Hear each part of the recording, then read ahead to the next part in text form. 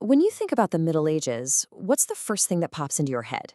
Probably plague, endless wars, just general misery, right? Well, you're not wrong.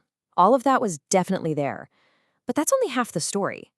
The history books left out the part where that same grim era was also one of the wildest, weirdest, and most downright bizarre parties in all of human history. So yeah, the expectation? Dark, gritty, a tough time to be alive. Totally true. But the reality? Oh, the reality is so much stranger. We're talking about a world of insane parties where everything was turned upside down, married couples settling their differences with actual weapons, and helmeted chickens being served for dinner. So today, we are pulling back the curtain on the absolute madness of the Middle Ages. So let's think about this for a second. If your everyday life is just brutally difficult, how do you stop yourself from going completely nuts? Well, if you lived back then, the answer was simple. You'd throw a massive party dedicated to going nuts. It was called the Feast of Fools. And this wasn't just some small get-together. This was a day of total chaos. Servants ordered their masters around. Powerful officials were publicly mocked. A totally random person from the street could be crowned king for a day. You had men dressing up as women and dancing, not just in the streets, but inside the churches themselves. The church tried to ban it over and over again, but people loved the chaos way too much. It was like a society-wide pressure valve, letting everyone blow off steam before things got back to normal. And speaking of people who could say anything they wanted, let's talk about jesters. These guys weren't just clowns juggling for kids. No, they were the untouchable stand-up comedians of their day. They were the political satirists who, with a funny hat and a sharp tongue, could look the most powerful king in the eye and make fun of him, and actually get away with it. What a wild job to have. Okay, so we've covered the madness in the streets. Now let's move to the madness in the bedroom. If you thought public life was strange, just wait. The whole idea of private life as we know it, it barely existed. And you're going to want to brace yourselves for this next one. I want you to picture this. It's your wedding night. You're finally alone with your new husband or wife. Except you're not. Not even a little bit. In fact, your family, your neighbors, maybe even a few friends are all crowded around your bed, watching. Yep, it sounds insane, but this actually served a really important legal purpose. See, this public event was the official, undeniable proof that the marriage was real and had been consummated. Still, can you imagine how awkward that was? So, if your marriage was basically a business deal, where did romance come in? Well, for the most part, it didn't. Instead, the nobility came up with this idea called courtly love. It was this strange game of intense, passionate devotion from a distance. You could write love poems, you could flirt like crazy, you could stare into each other's eyes, but actually touching? Absolutely forbidden. It was probably the most romantic and most frustrating thing ever. But what happened when a marriage went really, really wrong? There were no therapists, no divorce lawyers, at least not like we have.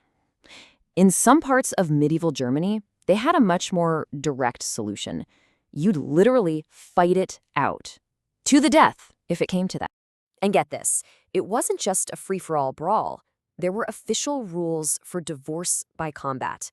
The husband had to stand in a hole dug 3 feet deep with one arm tied behind his back.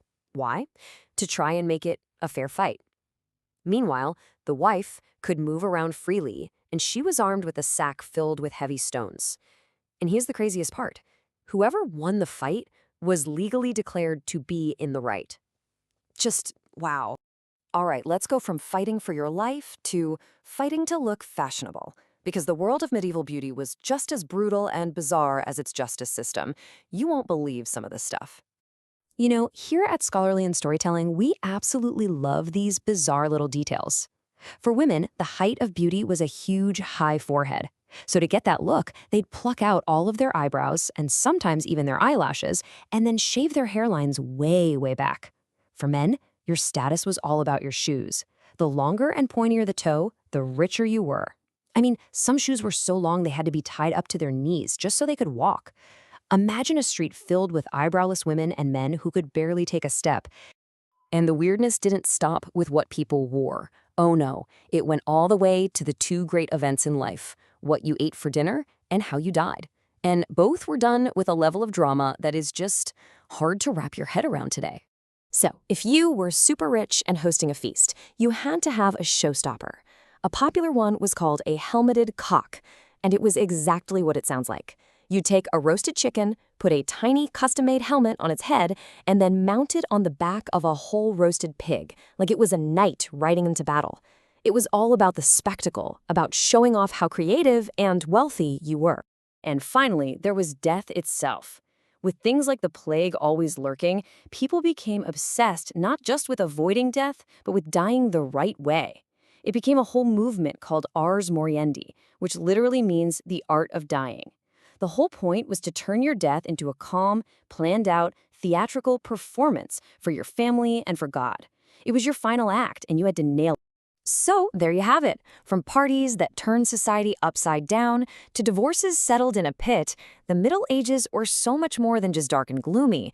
It was a time of incredible creativity and just pure unfiltered insanity. But I've got to know, what do you think? Which fact was the weirdest of them all? The crowd watching on your wedding night or the trial by combat? Drop a comment below and let me know. If you love digging into these strange and fascinating corners of history as much as we do, then do us a huge favor and hit that like button and make sure you subscribe to Scholarly and Storytelling so you don't miss our next deep dive. Thanks so much for hanging out, and we'll see you next time.